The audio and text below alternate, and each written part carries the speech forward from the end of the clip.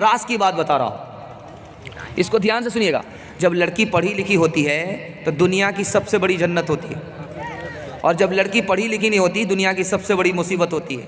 वो दूसरे से धोखा खाती है, दूसरा उसको धोखा देता है। जब पढ़ी लिखी होती है तो खुद भी धोखा नहीं देती, दूसरे से धोखा भी नहीं खाती। राज सुनिएगा, 3 मिनट का है, हाथ उड़ा दीजिए इंशाल्लाह।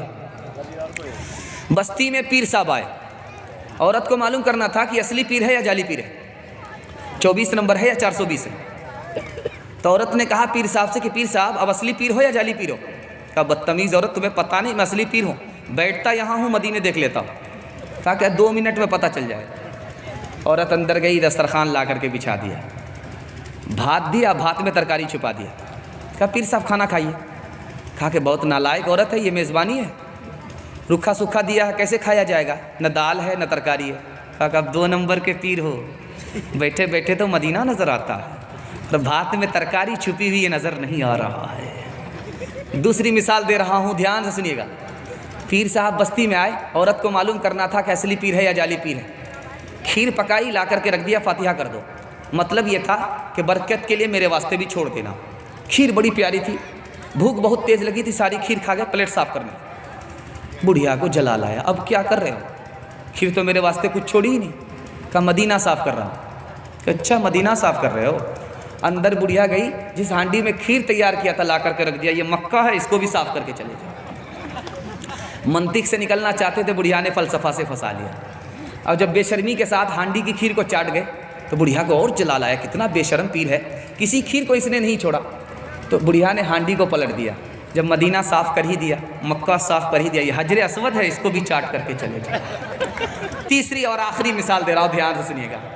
दामाद आया है ससुराल, अब बुढ़िया बड़ी बकील थी, कंजर थी, मक्खी चूस थी। दामाद के लिए खिचड़ी पका दिया, सामने रख दिया। दामाद ने कहा कि अम्मा ये मेहमान खाना है या जेल खाना है, खिचड़ी तो कैदी को मिला करती है। कहा कि बेटा ये खिचड़ी है, अमीर भी खा लेते हैं, गरीब भी खा लेते हैं, किसी का पेट खराब नहीं होता। समझ में आ गया कि बुढ़िया चालाक है, मुर्गा बचाने की प्लानिंग है। कहा कि अम्मा खिचड़ी तो दिया, घी कहाँ है। तो अब बुढ़िया जो छुपा करके कोठी में घी रखा था निकाला, ढक्कन खोल करके जब डालना शुरू किया तो हाथ में हरकत थी, घी ज़्यादा पड़ गया। तो बुढ़िया का कलेजा सूख रहा, सारा घी दामाद ही खा जाएगा। अब दिमाग लगाया, बेटा एक बात कहूँ। तो दामाद के कान खड़े हो गए, अब कौन सा गुल खिलाएगी। बेटा अकेले खाओगे बरकत नहीं होगी, मुझको साथ में शामिल कर लो, बरकत ज़्यादा होगी। समझ में आया, अकेले खाने नहीं देगी। कहा कि अम्मा आप तो मेरी माँ की तरह हो, खाना खा लो साथ में। बुढ़िया ने प्लेट को देखा तो घी दामाद की तरफ ज़्यादा है, दिमाग लगाया अपनी तरफ टानना। कहा बेटा मैं तुमसे नाराज़ हूँ।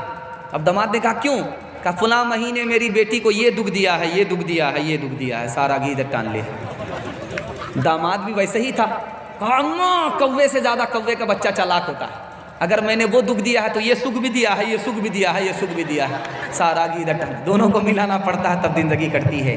खुदा जब हुस्न देता है नज़ाकत आ ही जाती है, कदम थम थम के पड़ते हैं, कमर बल खा ही जाती है। मिले जो दूध में चावल उसी को खीर कहते हैं, जो सारी खीर खा जाए उसी को पीर कहते हैं, जो सारी खीर खा जाए उसी को पीर